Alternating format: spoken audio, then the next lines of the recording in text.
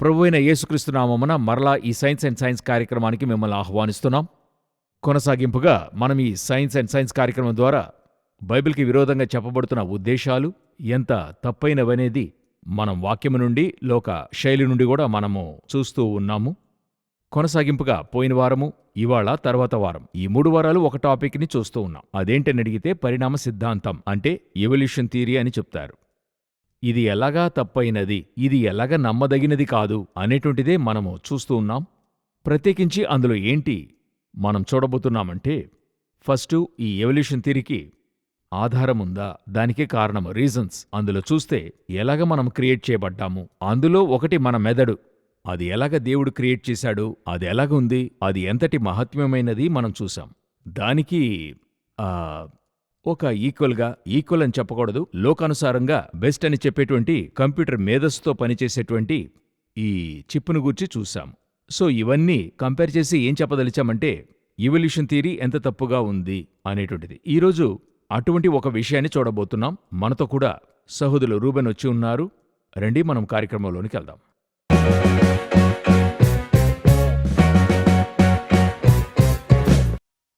Brother, praise the lord. Praise the lord. మీరొచ్చినందుకు వందనాలు. కొనసాగింపుగా ఈ పరిణామ సిద్ధాంతాన్ని గురించి మనం చెప్పుకుంటున్నాం. అవును. సో మనమేం చెప్పదలుస్తున్నామంటే, ఈ యొక్క సృష్టి, ప్రత్యేకించి మానవుడు దేవుని వల్ల సృష్టించబడ్డాడు, కోతి నుండి రాలేదు అనేందులకు ఈ సృష్టిలో ఉండేటువంటి ఒక్కొక్క విషయము, ముందుగా అనేక విషయాలు చూసాం. పోయినసారి మనము బ్రెయిన్ గురించి చూసాం. అది ఎంత బ్రహ్మాండంగా నిర్మించబడింది, అదిను దానితో మనిషి కనిపెట్టిన వాటిలో ది బెస్ట్ అని చెప్పేటువంటి ఒక నిర్మాణం. దీనికే వాళ్ళు అంత ఖర్చు పెట్టి ఇంతగా మనుషుల ఆలోచన సమయాన్ని కేటాయించి ఇవి చేస్తున్నారు. అంతకంటే పలురెట్లు శక్తివంతమైనదే అప్పుడు ఖచ్చితంగా క్రియేటర్ ఉండాలి కదా అనేటువంటిదే మనం చూసాం. అవునా? దాని కొనసాగింపుగానే మనం చూడబోతున్నాం. పోయినసారి మీరు చెప్పారు. ఈరోజు మనం ఏం చూడబోతున్నాం brother? So praise the lord, thanks for invitation. So ఈరోజు లాస్ట్ టైం మనం జవాబు చెప్పడం కంటే కారణాలను మనం చెప్పుకున్నాం, అవి ముఖ్యంగా హైలైట్ చేశాం. సో ఇప్పుడు దీనికి ముందర ఎపిసోడ్స్ నా చిన్న రిక్వెస్ట్ ఏంటంటే, సీరియస్గా చూసేవాళ్ళు ఒక్కొక్కటి వారు వరుసగా చూస్తే ఇది ఒక కోర్స్ లాగా ఉంటుంది, ఒక మాడ్యూల్గా ఉంటుంది, ఒక కోర్స్ లాగా ఉంటుంది. కంటిన్యూగా చూస్తేనే ఆ కంటిన్యూటీ దొరుకుతుంది, థిమాటిక్గా అండర్స్టాండ్ కావడానికి హెల్ప్ఫుల్గా ఉంటుంది. సో ఇంతకుముందు ఎపిసోడ్స్ని చూసినట్లయితే మనిషి యొక్క ఎసెన్స్, నమ్మకమే ఆధారము, belief is the essence of human existence అన్నందుకు అనేక ఉదాహరణలు మనం చూసాం.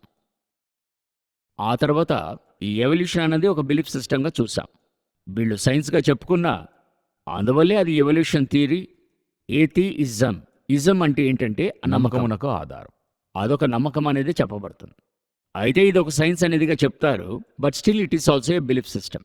అది మనం మర్చిపోకూడదు. ఈరోజు ఏం చూడబోతున్నామంటే ఒక ఇంట్రొడక్షన్ చూసి, రెండవది ఒక హ్యూమన్ బాడీ పార్ట్కి మనం వెళ్దాం. వెళ్ళక ముందు ఒక విషయం చెప్పాలనుకుంటున్నా. ఏంటంటే ఎవల్యూషన్ లాగా ఈ గుమ్మడికాయని అన్నంలో గుమ్మడికాయ దాచిపెట్టడం అనే కథ చెప్తుంటారు, ఒక సామెత ఊర్లో చెప్తుంటారు. సో ఈ అబద్ధాన్ని ఒకరు నమ్మితే లోకంలో ఏదైనా నమ్మచ్చు. ఓకే, ఇదే ఉన్నంతలో పెద్ద అబద్ధం. ఉన్నంతలో పెద్ద అబద్ధం.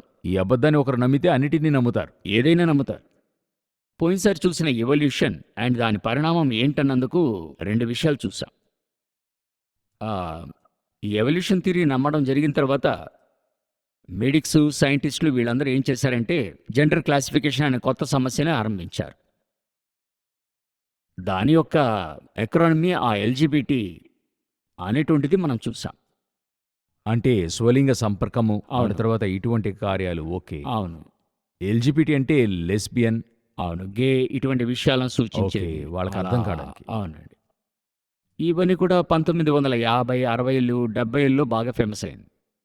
ఆ తర్వాత ఏం చేశారంటే కొత్తగా జెండర్ చేర్చారు, క్యూ. అందులో డీటెయిల్స్కి వెళ్ళడం లేదు. అందులో మరొక జెండర్ చేరుస్తున్నారు, ఎల్జిబిటి క్యూ. మీరు అందులో చేర్చబడింది చెప్తున్నారు కదా. అయితే ఒక చిన్న క్లారిఫికేషన్ నేను ఎప్పుడు చెప్పేస్తుంటాను. అందువల్ల ఇందులో టీ చేర్చకూడదు. ఎల్జిబిటి అని ఉంది కదా, టీని వారు చేర్చకూడదు. ఎందుకంటే టీ అనేది ట్రాన్స్జెండరు ఇందులో డిఫర్ అవుతారు. ఎల్జిబి అనేవారు వీళ్ళ యొక్క ఆలోచన ఆధారంగా నడుచుకునేది పాపం. ట్రాన్స్జెండర్ అనేటువంటిది ప్రకృతి పరంగానే వారి శరీరంలో ఏర్పడినటువంటి మార్పు. వీళ్ళ వీకైన ఉద్దేశాలను ఇటువంటి వ్యక్తులను చేర్చుకొని స్ట్రాంగ్ చేయాలనుకుంటున్నారు. అందువల్ల వారు ఎల్జిబిటీ అని చేర్చుకున్నారు. ట్రాన్స్జెండర్ ఇందులో రాకూడదు న్యాయంగా చూస్తే. సరే, మీరు చెప్పండి. సో ఆ తర్వాత చూసినట్లయితే క్యూ ఒకటి చేర్చినట్టుగా చెప్పాను. తర్వాత ఒక 10-15 సంవత్సరాల తర్వాత QIA అని చేర్చారు.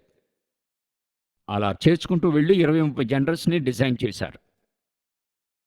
అన్నిటినీ చేరిస్తే 26 అక్షరాలు చాలు.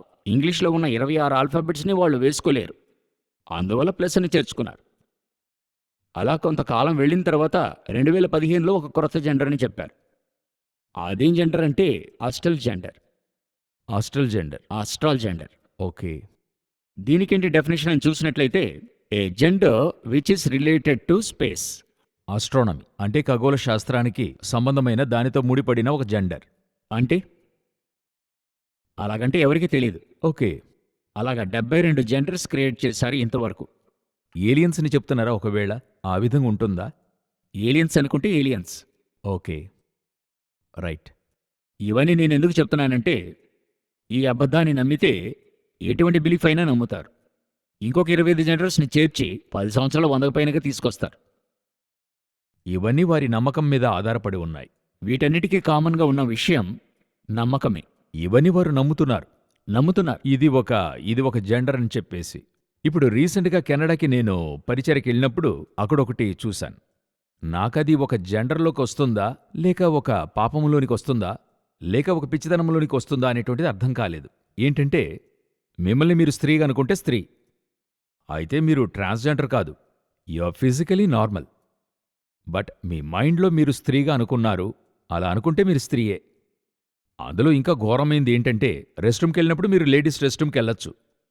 అలా మీరు లోనికి వెళ్ళిపోయినట్లయితే, లేదు ఐఎమ్ లేడీ అంటే దే హ్యావ్ టు యాక్సెప్ట్. ఆ స్థలానికి ఈరోజు వచ్చేసింది. ఇది ఒక టైప్ ఆఫ్ జెండర్స్ ఈ రోజుల్లో కనపడుతున్నారు.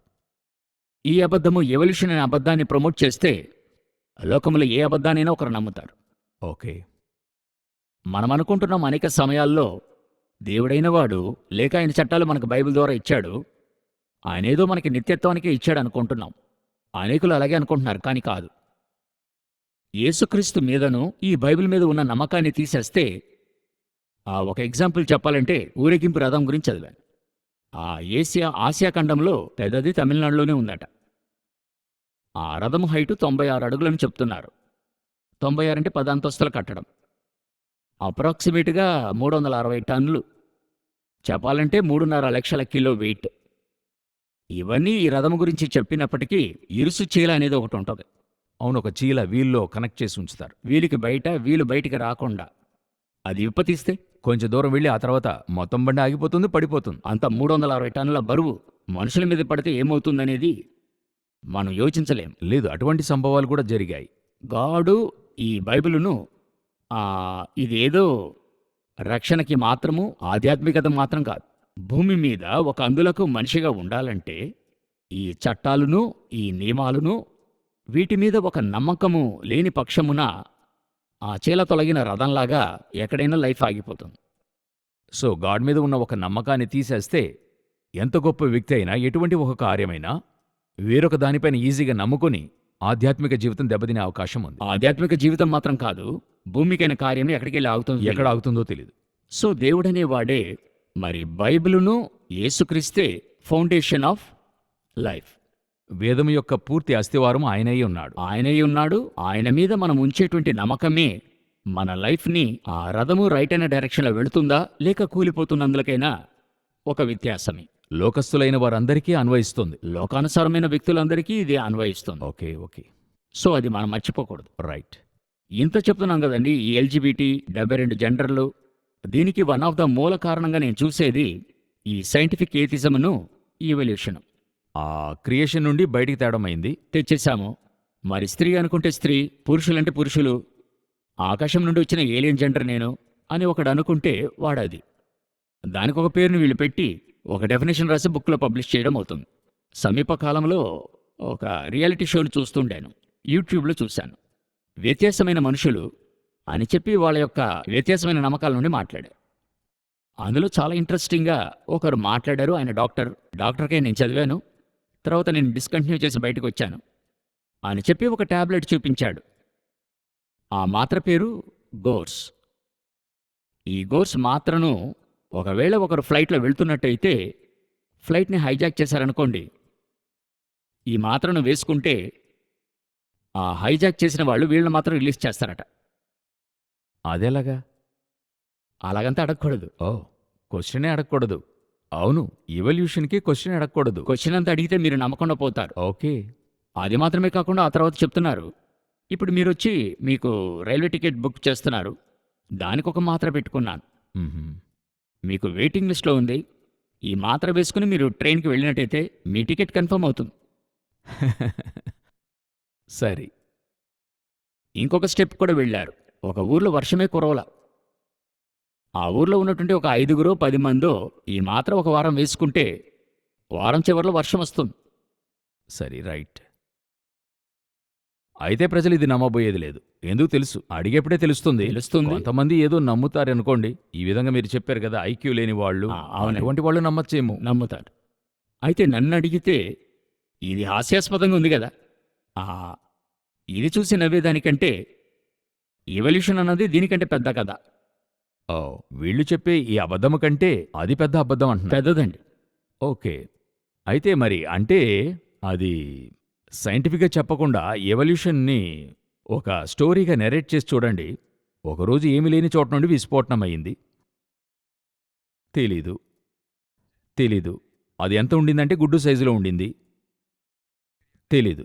అలాగైనప్పటి నుండి millions and millions of stars, millions and millions of కార్యాలు జరిగాయి. అందులో నుండి భూమి వచ్చింది. ఆ తర్వాత భూమి మీద మాత్రం వర్షం కురిసింది. వర్షం కురిసి భూమి మీద చల్లదనం, లోన వేడయ్యింది. చల్లదనానికి వేడికి మధ్యలో జీవరాశులు ఏర్పడ్డాయి. అక్కడి నుండి ఒక్కొక్కటి అమ్మీబా నుండి ఆరంభమై మనుషులతో ఆగింది. మనుషులతో ఆగి భూమికి మాత్రం వర్షము. మిగతా ఏ గ్రహాలు వర్షం కురవదు. ఇక్కడ మాత్రం నీళ్లుంటాయి, మిగతా చోట్ల ఉండదు. ఇక్కడ మాత్రం చెట్లు మొలుస్తాయి, పళ్ళు కాస్తాయి, మిగతా గ్రహాల కుదరవు. ఇక్కడ మాత్రం ఆక్సిజన్ ఉంటుంది, ఇంకెక్కడో ఉండదు. అయితే ఇవన్నీ కూడా నమ్మేటువంటి ఒక సమాజం.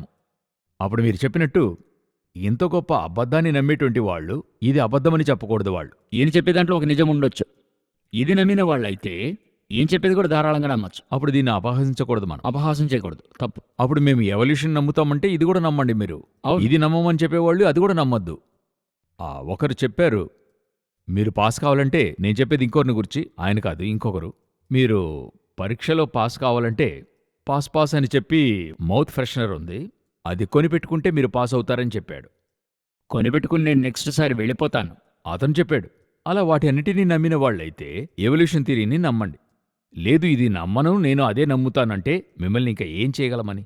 సో పోయినసారి మనం 3 ఎనాలజీని గురించి చూసాం. 3 ఎగ్జాంపుల్స్, 3 రీజనింగ్ అనేది మనం చూసాం. ఈసారి మనం ఇంకోటి చూడబోతున్నాం. ఇప్పుడు మెదడుని మనం చూసాం, తర్వాత కన్నును గురించి చూద్దాం. ఓకే. ఎంతో ముఖ్యమైంది. ఇక వాక్యం చెప్తుంది, దేహమునకు దీపము కన్నే అనేది మనం చదువుకుంటాం. కన్నును గురించి చూద్దాం. ఒకరికి హార్ట్ అటాక్ వచ్చింది అనేది ఒక పెద్ద విషయంగా చూస్తారు, లేకపోతే బ్రెయిన్లో ఒక సమస్య. కన్ను అన్నది ఒక చిన్న విషయమే కదా అని చాలామంది యోచిస్తారు. ఏముంది, క్యాటరాక్టు ఇట్లాంటి చిన్న విషయాలే కదా అంటే అదేమీ ఇప్పుడు మిగతా వాటికి ఇచ్చే సీరియస్ని కన్నుకు చాలామంది ఇవ్వరు. ఇప్పుడు కన్ను అది ఉండేటువంటి సైజు ఇంతే కదండి, కొన్ని సెంటీమీటర్సే.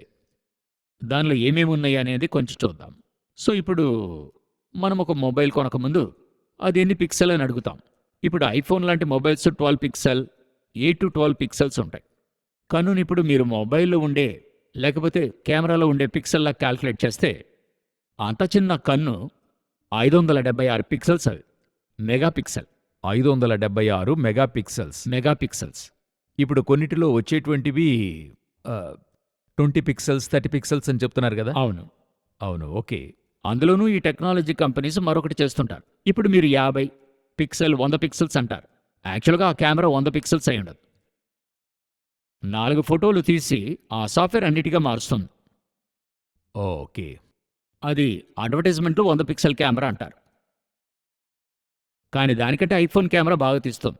కన్ను యొక్క కెపాసిటీ 576 పిక్సెల్, 576 పిక్సెల్స్. అటు తర్వాత ఒక పెద్ద హాస్పిటల్ యొక్క ఒక కాన్ఫరెన్స్ నేను చూశా. వారి కాన్ఫరెన్స్లో దేని గురించి మాట్లాడుతున్నారు అని చూస్తున్నప్పుడు ఒక ఐ హాస్పిటల్ పెద్ద బ్రాండ్ వారక్కడ ఒక డిస్కషన్ ఏర్పాటు చేశారు. వారు డిస్కస్ చేసిన టాపిక్స్ చూసినట్లయితే ఒక కన్ను లోపల ఇంత ఉంటుందా అని యోచింపజేసింది. కన్నును గూర్చి వారు స్పెషల్గా చదివినటువంటి విషయాలు. కన్ను లోపల ఎటువంటి ప్రాబ్లమ్స్ ఉన్నాయి, ఎటువంటి డిసీజ్ వస్తాయి. మీరు స్క్రీన్లో చూస్తున్నట్టుగా ఇన్ని టాపిక్స్ పెట్టుకుని వారు డిస్కస్ చేస్తున్నారు. అప్పా, ఒక చిన్న కన్ను లోపల ఇన్ని సమస్యలు వస్తాయన్నందుకు దాని యొక్క టాపిక్సే ఇవి. అది ఒకవైపున అలాగున్నాయి. ఇది ఫ్రంట్ కెమెరా. ఎప్పుడు ఫ్రంట్ కెమెరా యొక్క మెగాపిక్సెల్ బ్యాక్ కెమెరా కంటే తక్కువగానే ఉంటాయి. కరెక్ట్. అవునా? మనకి 2 కెమెరాలు ఫ్రంట్లోనే ఉన్నాయి. 2 కెమెరాలు ఒకటిగా పనిచేస్తున్నాయి. ఇదొచ్చి దాన్ని చదవడానికంటూ ఒక చదువు ఉంది. అవును, ఇప్పుడు మనం ఈ స్క్రీన్లో చూసినట్టుగా ఒక్కొక్క స్పెషలైజేషన్కి వేరు స్టడీ ఉంది, వేరు బ్రాంచెస్ ఉన్నాయి ప్రైజ్ గాడ్. ఒక కన్నులో. ఇక్కడ మరొక స్టెప్కి మనం వెళ్దాం. ఎనాలిజికల్ రీజనింగ్ అప్లై చేద్దాం. మన యొక్క ఆలోచన శక్తిని ఇందులో అప్లై చేద్దాం. దానికి నేను కంపారిజన్గా తీసుకునేది ఐఫోన్ యొక్క కెమెరా. సో మన కంటికిలాగా ఫోన్కి మరి కన్ను అన్నది కెమెరా. ఓకే. అండ్ అందులో వన్ ఆఫ్ ద బెస్ట్ కెమెరాని చూసినప్పుడు యూజువల్గా అందరూ చెప్పేది ఐఫోన్ క్లారిటీ బాగుంటుందండి అని చెప్తుంటారు. వాటితో మూవీసే తీస్తున్నారు ఇప్పుడు. అవునండి, అటువంటిది కూడా విన్నాను. ఐఫోన్స్తో మూవీ తీస్తున్నారు. సో అప్పుడు నేను ఒక చిన్న రీసెర్చ్ చేసి చూద్దామని చెప్పి కెమెరా చేయడానికంటూ ఎంతమంది ఉంటారు అని చూసినప్పుడు ఐఫోన్ కెమెరా మాత్రం చేయడానికి పెద్ద పెద్ద ఇంజనీర్స్ 800 మంది పనిచేస్తున్నారు. కెమెరాకి మాత్రం 800 ఇంజనీర్స్. 800 ఇంజనీర్స్. ఓకే. ఐఫోన్ కెమెరాని కనును కంపేర్ చేస్తే ఐఫోన్ కెమెరా ఏమీ లేదు. అదేంటి, ఒక 60 మెగాపిక్సెల్ 40 మెగాపిక్సెల్ ఉంటుందా? 12 మెగాపిక్సెల్. 12 మెగాపిక్సెలేనా? అంతేనండి. ఓ ఓకే. ఐఫోన్లో వచ్చే అన్ని కెమెరాస్ కూడా 8 to 12 అంతే. ఓకే. దానికంటే ఒక 60 రెట్లు క్లారిటీకి మాత్రం కన్ను ఎక్కువ. ఇది 800 ఇంజనీర్స్ కలిసి చేస్తున్నారు. ఓకే. ఒక చిన్న విషయం కన్నుతో కంపేర్ చేస్తే ఒక చిన్న విషయం ఏమీ లేదు. అది చేయడానికి ఒక 800 ఇంజనీర్స్ అవసరమైనప్పుడు ఈ కన్నులో అంతకంటే పలు రెట్ల కాంప్లెక్సిటీ ఎక్కువ. అందులో బ్లడ్ వెళ్తుంది, కన్నీళ్ళు వస్తున్నాయి, అది ఆటోమేటిక్గా క్లీన్ చేస్తుంది, రోల్ అవుతుంది, మనకి తెలియకుండా కన్ను ఆర్పుతున్నాం, నైట్ నిద్రపోతున్నాం. ఇంతటిని కూడా చేస్తున్న కన్ను దానికదే ఏర్పడుతున్న పక్షాన ఐఫోన్ కూడా అలాగే అవుతుంది. నేను ఈ కన్ను గూర్చి ఈ ప్రోగ్రాంకి ఒకరోజు ముందే ఏమనుకున్నానంటే, ఈ వరల్డ్లోనే బెస్ట్ మెడిసిన్ నన్ను అడిగితే, the best medicine for our body అని అడిగితే నిద్రే. నిద్రపోలేదంటే ఒక మనిషి జీవితం ఎంతో విడ్డూరంగా మారిపోతుంది.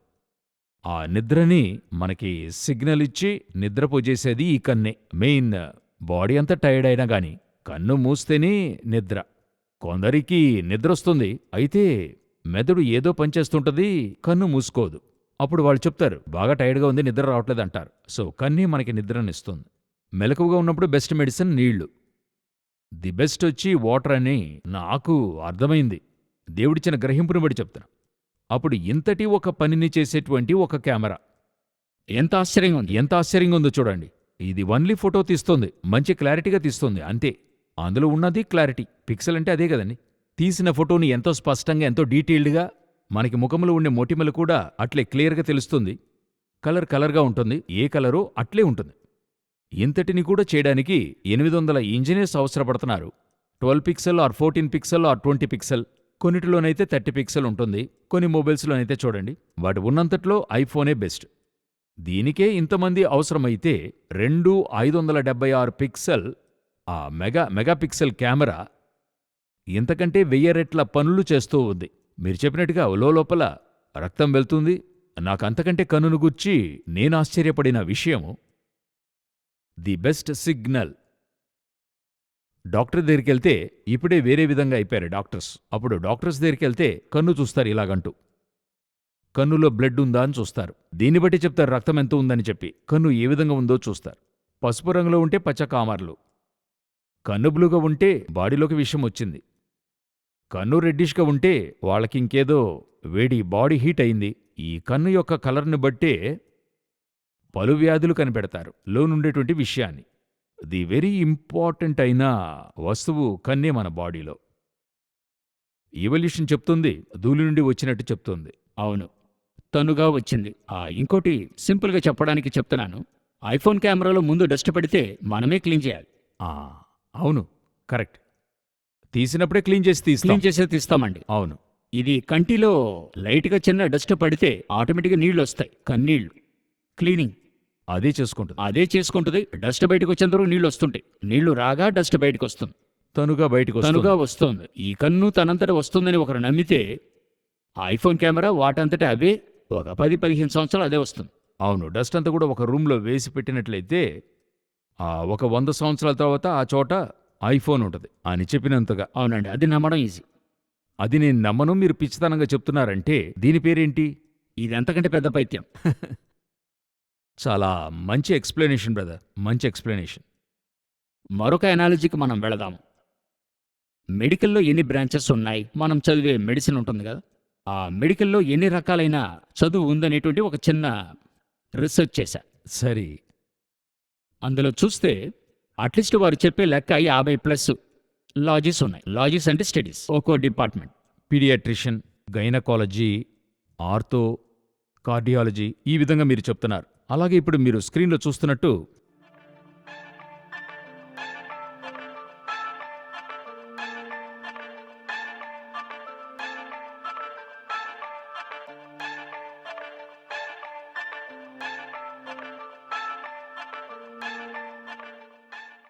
మొత్తం 50 రకాలైన చదువులు ఉన్నాయి మెడిసిన్లో మాత్రం. మెడిసిన్లో, ఈ శరీరానికి మాత్రం. నాకు తెలిసి ముందంతా ఒక డాక్టరే ఉండేవాడు. ఒక 40 సంవత్సరాలకు ముందు 3 మందులే ఉంటాయి. ఒక డాక్టరు 3 మందులే పూర్తిగా అందరికిని. ఇప్పుడు ఒక మనిషికే 20 డాక్టర్స్ చూస్తున్నారు. అవునండి. సో ఇందులో ముప్పాతిక ఇప్పుడు మనం ఆ బ్రాంచ్లు చూసాం కదండి స్క్రీన్లో ఉన్నట్టు. ఈ ముప్పాతిక చదివే బ్రాంచెస్కి స్పెషాలిటీ మెడిసిన్ వరకు ఉంటుంది. స్పెషాలిటీ అంటే ఎంబీబీఎస్ ముగించి ఆ తర్వాత స్పెషాలిటీ ఎండీ చేస్తారు, లేక ఎంఎస్ చేస్తారు. ఆ తర్వాత సూపర్ స్పెషాలిటీ ఉంది. ఎండీ చదివిన వాళ్ళు డిఎంకి వెళ్ళచ్చు, ఎంఎస్ చదివిన వాళ్ళు ఎంసీహెచ్ చదువుతారు. ఇది ఒక్కొక్క బ్రాంచ్కిని 10 నుండి 12 సంవత్సరాలు చదవడానికి చదువులు ఉన్నాయి. ఓకే, ఎంబీబీఎస్ ఒక 5 సంవత్సరాలు, ఎండి ఒక 2 సంవత్సరాలు, 3 సంవత్సరాలు, 3 సంవత్సరాలు. సరే, డిఎం ఒక 3 సంవత్సరాలు. 11 సంవత్సరాలు అయిపోయింది. ఆ తర్వాత ఫెలోషిప్ అనేది చేస్తారు కంటిన్యూస్గా. ఓకే, వాటిని గురించి చదువుతూనే ఉంటారు.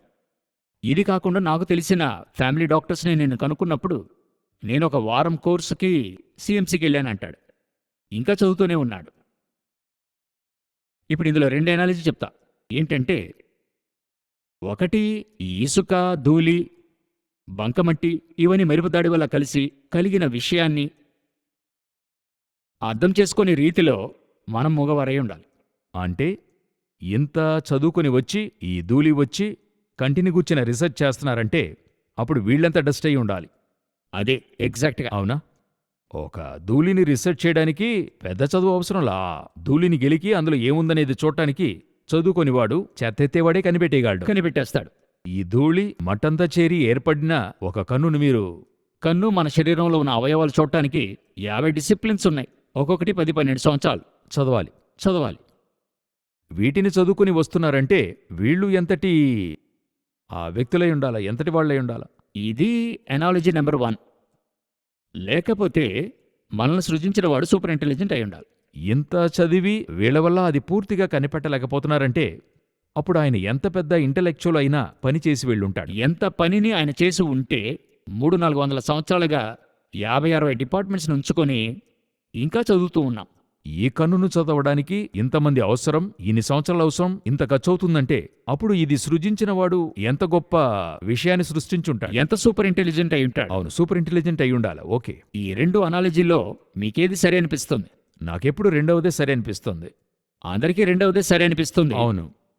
అయితే దానికి పైన వీళ్ల కోరిక మేరకు ఇబ్బంది లేకుండా ఉండాలి, ఆనందుల కోసం ఎవల్యూషన్ నమ్ముతున్నారు. ఊరుతో కలిసి జీవించు. అవును, వీళ్ళందరూ కోతి నుండి వచ్చారు, అప్పుడు మనం కూడా కోతి నుండి వచ్చామంటే కరెక్ట్గా ఉంటది, లేకపోతే మన గురించి ఏదైనా చెప్తారు అని చెప్పి ఈ కథ నమ్ముతున్నారు. ఈ తెలివిగల వాళ్ళు ఇదంతా చేస్తూనే నమ్ముతారు. ఒకటి, ఈ కుప్పను వెదికే మీరందరూ అంతకంటే హీనమైన వాళ్ళుగా ఉండాలి, ఎందుకంటే మీరు కుప్పనే వెతుకుతున్నారు. లేదు, ఇది ఎంతో ఇంటెలెక్చువల్ అయిన విషయం, ఎవరో ఒకరు చేశారు, దాన్ని మేము రీసెర్చ్ చేస్తున్నాం, చేసి ముగించి మేము నోబెల్ ప్రైజ్ కూడా తీసుకుంటున్నాం. కరెక్ట్. అవునా? అప్పుడు ఇది కనిపెట్టినవాడు ఎంత గొప్పవాడై ఉంటాడు? అదైనా మీరు ఒప్పుకోవాలి, అదైనా వీళ్ళు యోచించాలి. యోచించాలి.